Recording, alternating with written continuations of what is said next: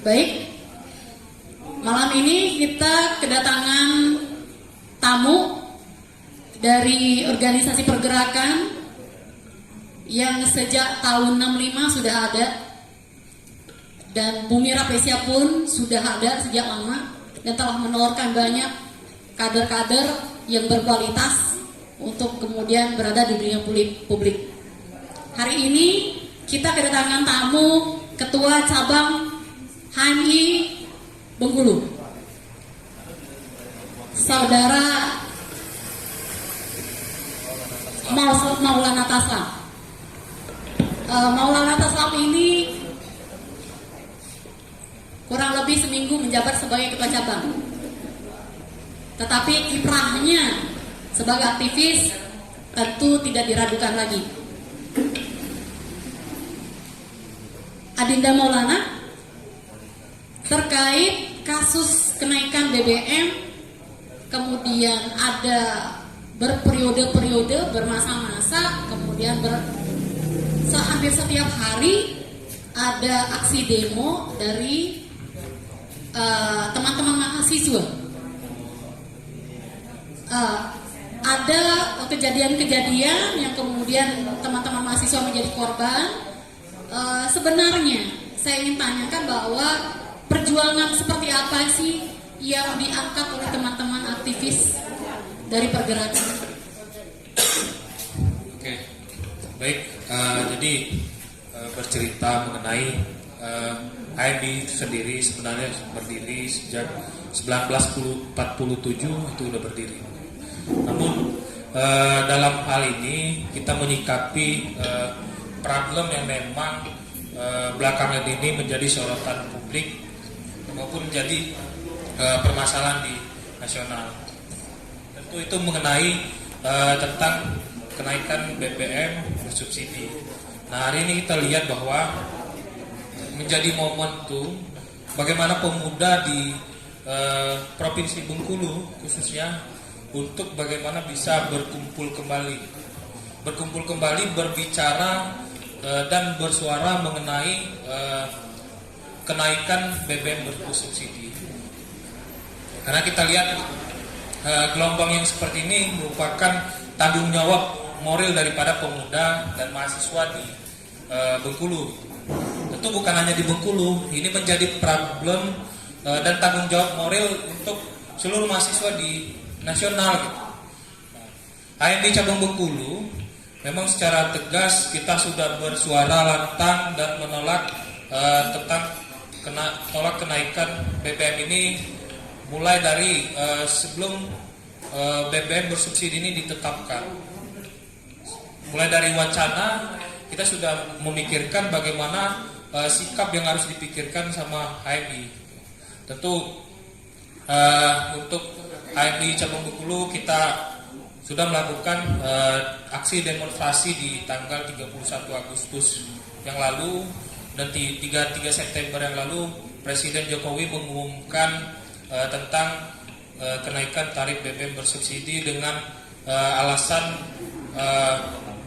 bahwa APBN itu membengkak 502 triliun 502,4 yang memang dikatakan oleh pemerintah pusat bahwa APBN hari ini membengkak.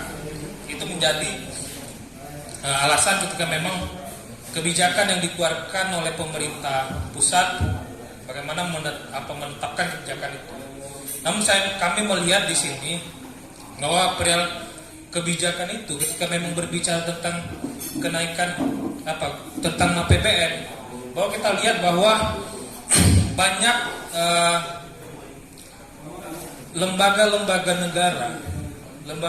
negara yang memang telah menghabiskan APBN yang cukup besar namun tidak produktif.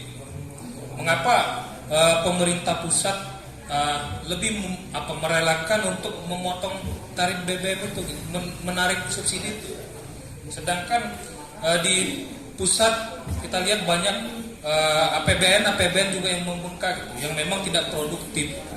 Tentu itu menjadi suatu sorotan yang memang hari ini harus kita sama-sama pertanyakan.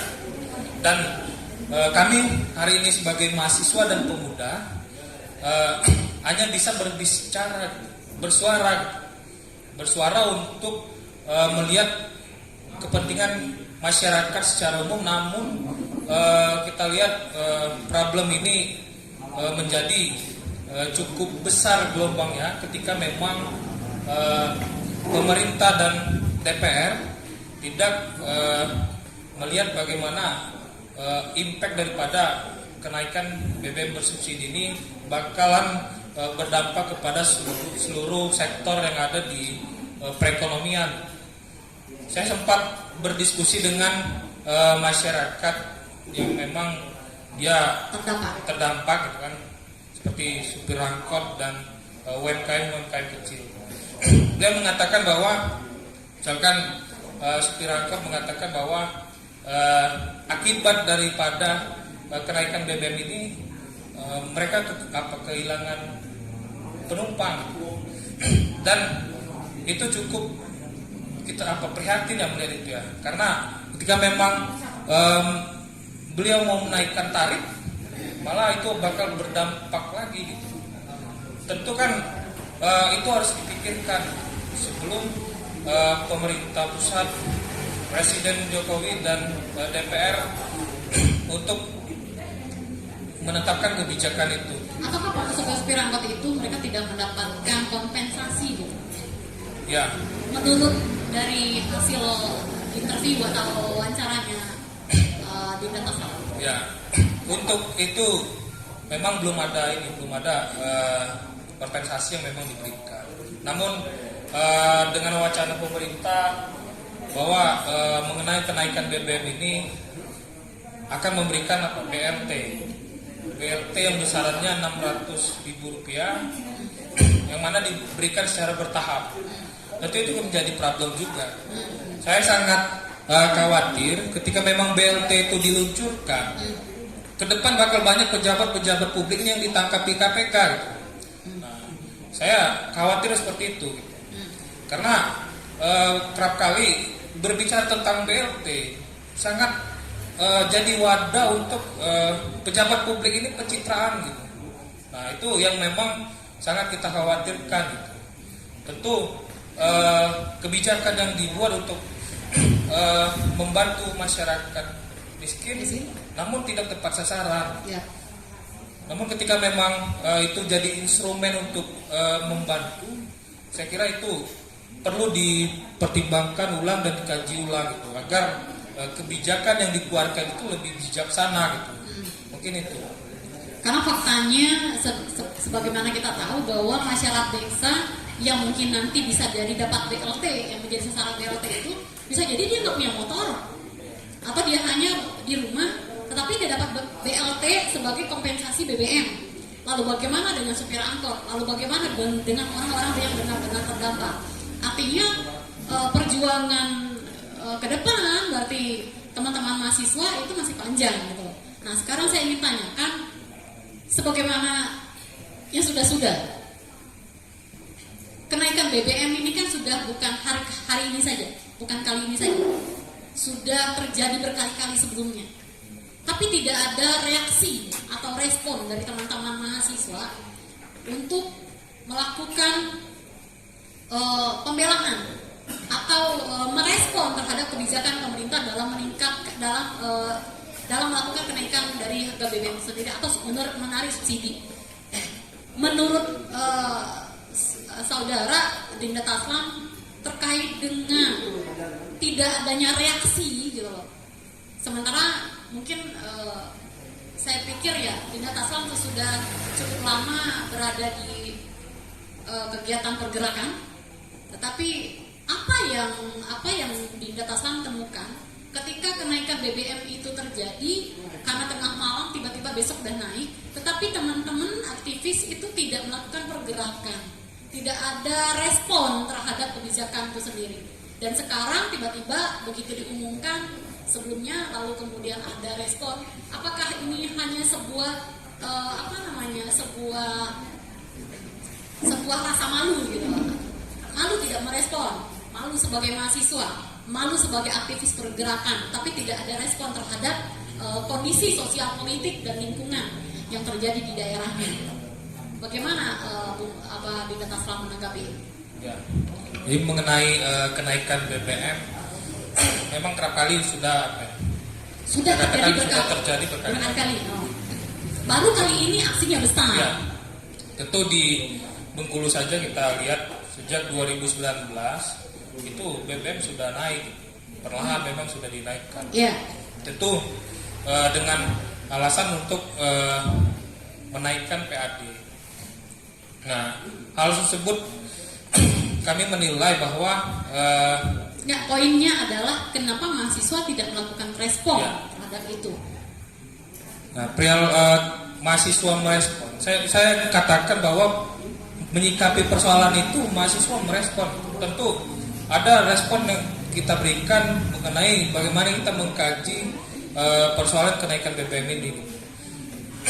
Sebelum kenaikan BBM di 2022 ini, tentu saya katakan bahwa mahasiswa terus bergerak, namun belum sampai sebesar ini gelombangnya gitu. Nah, kita udah bergerak kayak mana berbicara untuk beraudiensi dengan pemerintah di daerah mengenai kenaikan BBM.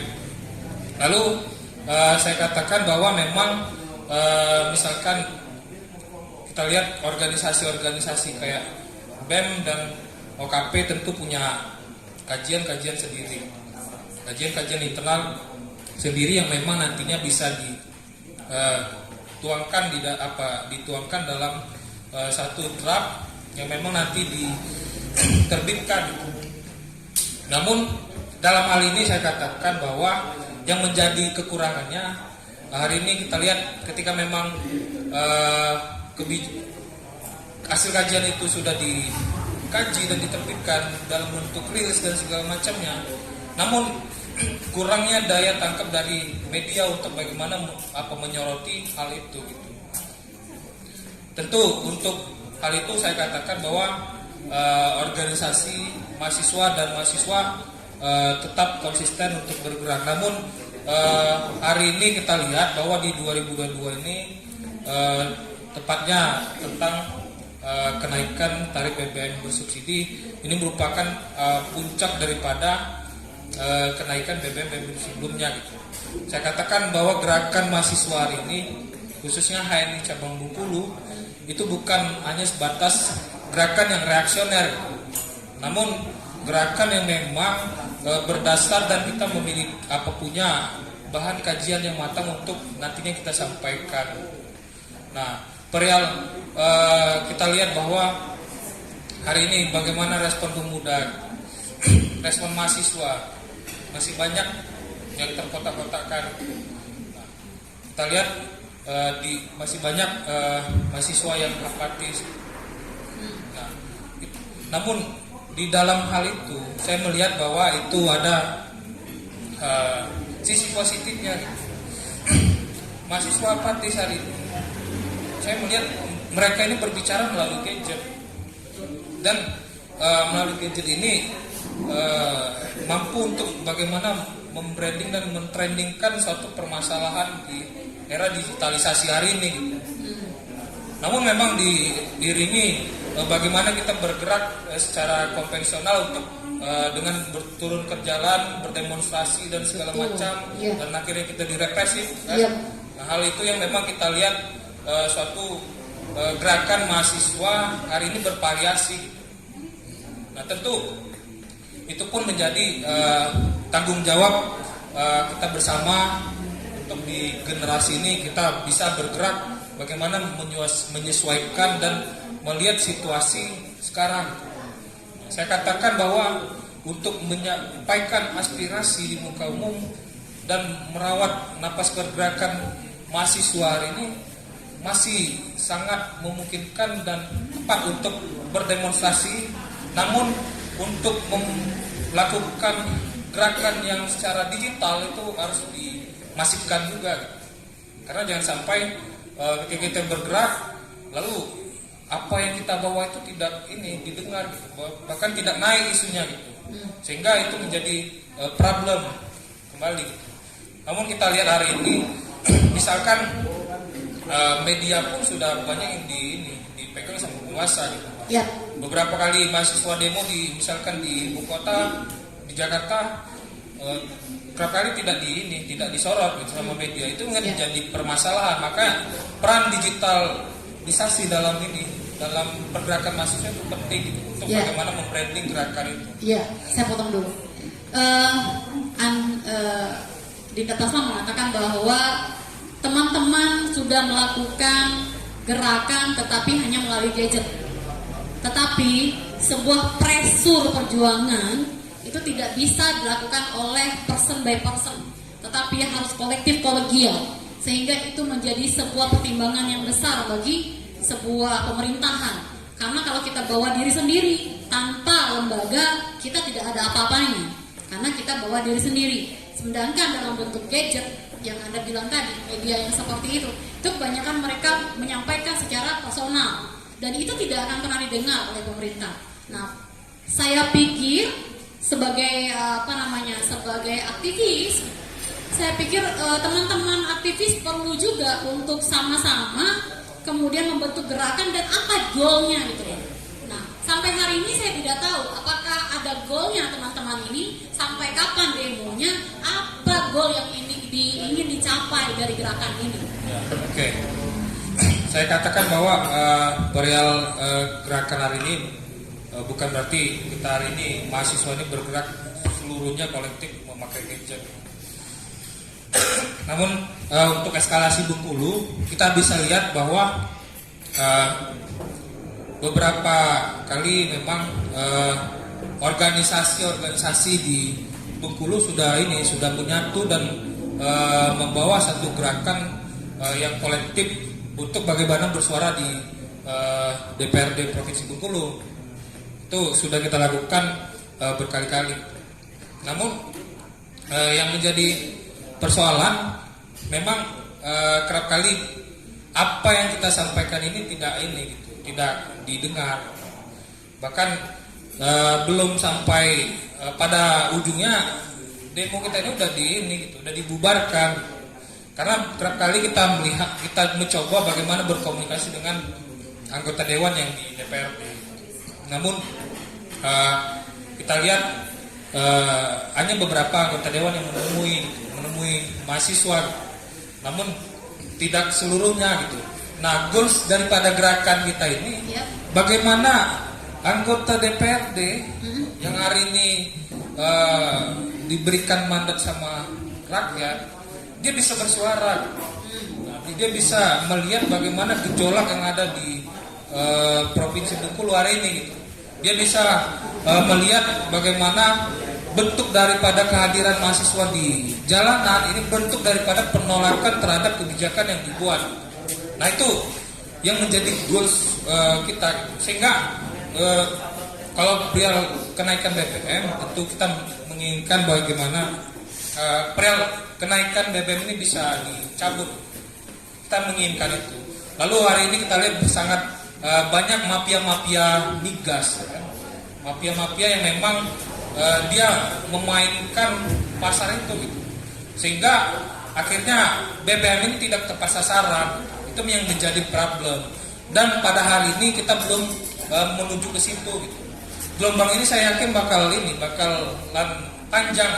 Bakal panjang ya, dan berseri. Ya, untuk saya pernah baca bahwa gerakan 98 itu para aktivisnya nggak yakin bahwa 98 itu bisa tumbang rezim itu.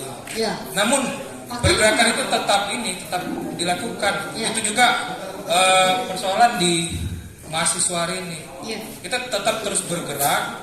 Namun bagaimana kita bersuara di daerah-daerah dan di nasional pun kawan-kawan kita mahasiswa tetap bersuara dan bergerak. Gitu, Mbak. Karena dari masa ke masa mahasiswa adalah agent of change yang bisa merubah sebuah pemerintahan, meruntuhkan sebuah rezim. Oleh karena itu saya pikir mahasiswa harus selalu turun ke jalan gitu.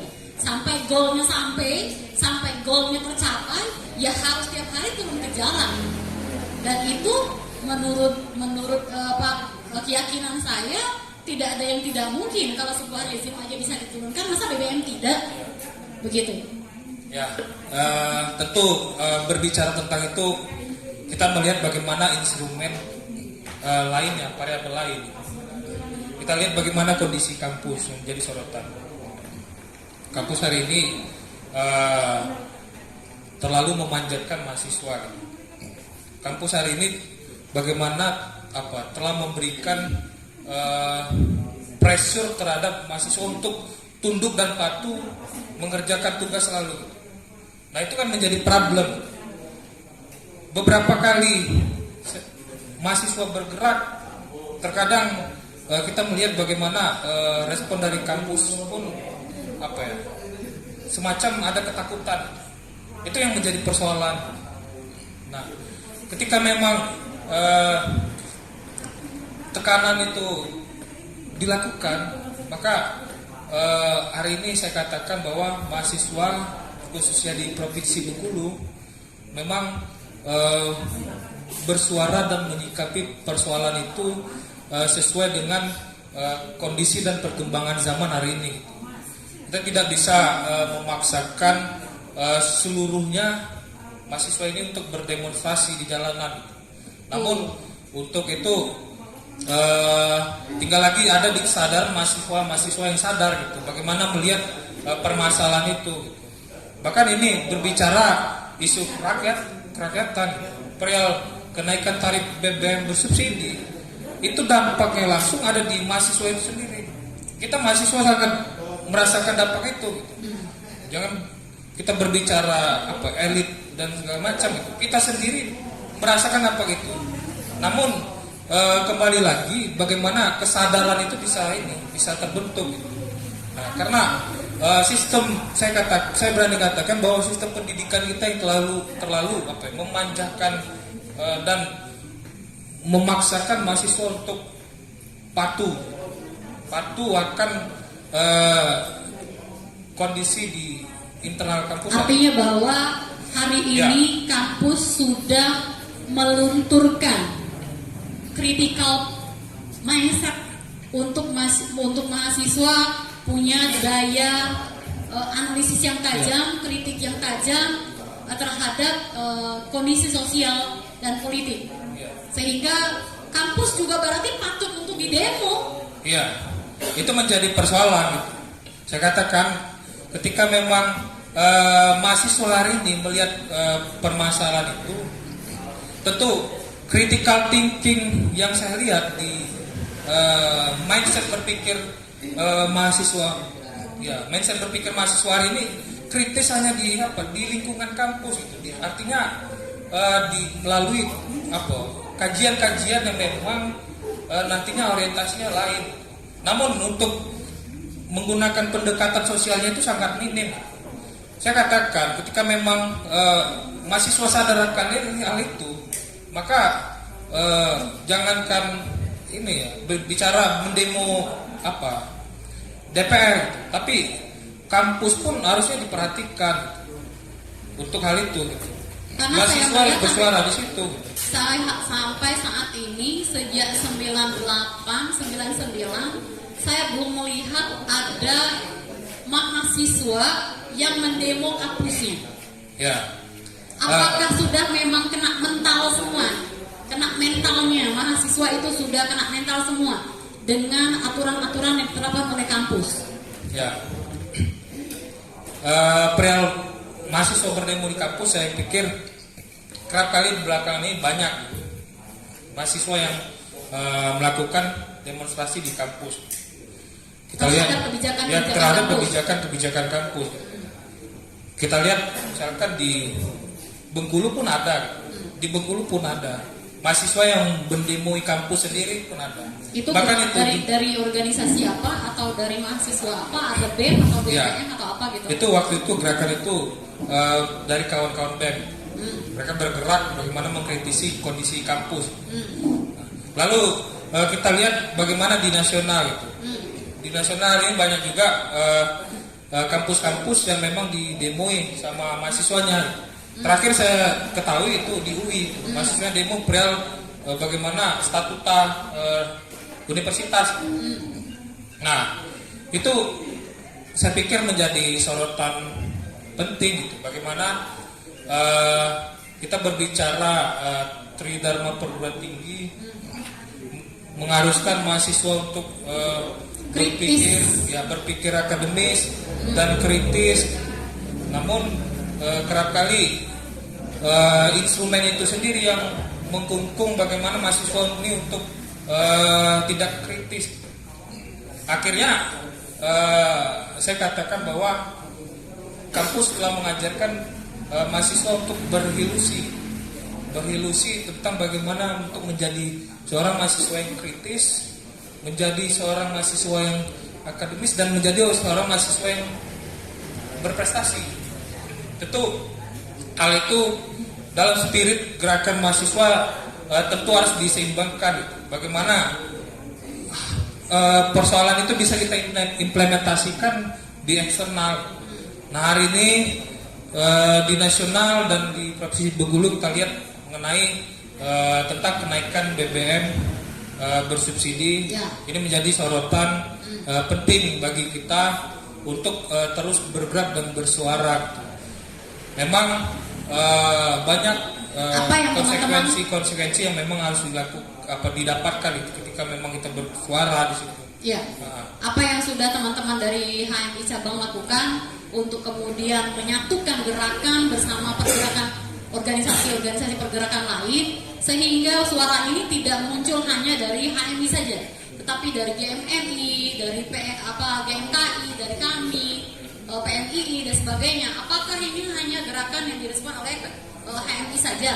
Kalau memang saya ingatnya 98-99 itu ada yang namanya gerakan bersama, sehingga tidak ada lagi yang namanya gerakan HMI saja, tapi gerakan mahasiswa. Apa sih yang dilakukan oleh teman-teman dari HMI cabang untuk bisa menarik kekuatan sehingga bisa bersama gitu loh, untuk menggolkan bahwa BBM jangan turun, BBM jangan naik, jangan jangan diturunkan subsidinya, justru subsidi ditambah, harga diturunkan, gitu loh. Artinya bahwa ada misi dan visi yang sama dari semua organisasi pergerakan. Nah, HMI sudah melakukan apa itu? Ya, tentu menyikapi itu HMI memang secara kelembagaan, mulai dari PBHMI sampai turunan ke bawah cabang-cabang dan komisariat memang sudah bergerak akan hal itu. Tentu untuk eskalasi Bengkulu tentu ada upaya yang kita lakukan. Kita bergerak mengkonsolidasikan kawan-kawan yang memang hari ini sama-sama mahasiswa dan berlatar belakang organisasi OKP dan BEM. Nah, hari ini kita lihat bahwa organisasi itu bakal menyatu untuk bagaimana bersuara di Provinsi Bengkulu mengenai kenaikan tarif BBM ini. Kapan kira-kira teman-teman bersama turun ke jalan dan itu berperiode sampai pada tanggal? Ya, itu sudah kita lakukan di tanggal 13 September yang lalu, itu sudah kita lakukan. Untuk bagaimana kita demonstrasi di jalan itu melibatkan organisasi-organisasi lain. Tentu dalam hal ini ada konsolidasi gerakan yang akan lebih luas lagi, bagaimana bisa melibatkan seluruh elemen secara kolektif. Mungkin pasca beberapa hari ini kita bakal melakukan gerakan lagi, gerakan yang memang yang lebih besar, yang memang secara kolektif untuk menggolkan tujuan kita mengenai tolak kenaikan BBM bersubsidi ini. Untuk tanggal nanti, untuk tanggal lainnya. Jangan sampai begitu gencang-gencangnya lalu pemerintah cuek bebek aja gitu kan, tutup telinga, silakan mau demo memang silakan, pokoknya BBM naik jalan gitu loh. Nah, sehingga nanti ada kejenuhan, energi yang mulai berkurang, semangat yang mulai berkurang, kemudian naik lagi ke apatis. Apakah itu bisa dipertahankan semangat itu sampai pada saatnya itu akan diterima oleh pemerintah? Ya, padahal itu memang harus tetap kita rawat semangat dari kawan-kawan. Maka salah satu instrumennya bagaimana keterlibatan seluruh elemen, seluruh mahasiswa di Provinsi Bengkulu ini tetap kita masukkan di dalam satu barisan. Karena kita hari ini bergerak atas dasar kesadaran, bukan hanya sebatas reaksioner terhadap permasalahan. Namun untuk menjaga semangat kawan-kawan itu menjadi keyakinan kita bersama bahwa hari ini masih banyak semangat yang memang kita lihat di tengah-tengah mahasiswa. Itu menjadi tanggung jawab organisasi-organisasi masing-masing di Bengkulu, dan menjadi tanggung jawab moral kita bersama sebagai sama mahasiswa di Provinsi Bengkulu akan hal itu, Pak. Ya. Ya. Kita cukup mengapresiasi ya dari teman mahasiswa ya, Bapak Ketua Cabang, Ketua Cabang HMI, bahwa dari masa ke masa yang menjadi garda utama dari sebuah perjuangan itu adalah mahasiswa dan pemuda.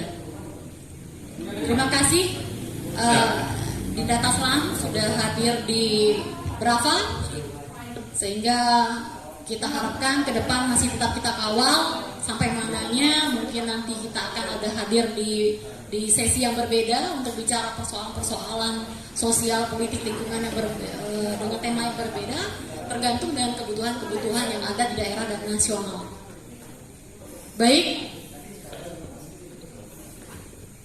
saya hanya ingin katakan bahwa mahasiswa adalah agent of control. Mahasiswa adalah agent of change. Semangat harus tetap ditanam. Semangat harus membara. Karena mahasiswa sebagai inti kekuatan pemuda yang membawa perubahan dalam sejarah kehidupan bangsa Indonesia. Sejak merebut kemerdekaan, mempertahankan kemerdekaan, dan mengisi kemerdekaan. Sebagaimana Soekarno pernah mengatakan, berikan aku 10 pemuda, akan kuguncang dunia. Hidup mahasiswa. Hidup mahasiswa. Teruskan perjuanganmu. Terima kasih. Terima kasih, Pak. Wassalamualaikum warahmatullahi wabarakatuh.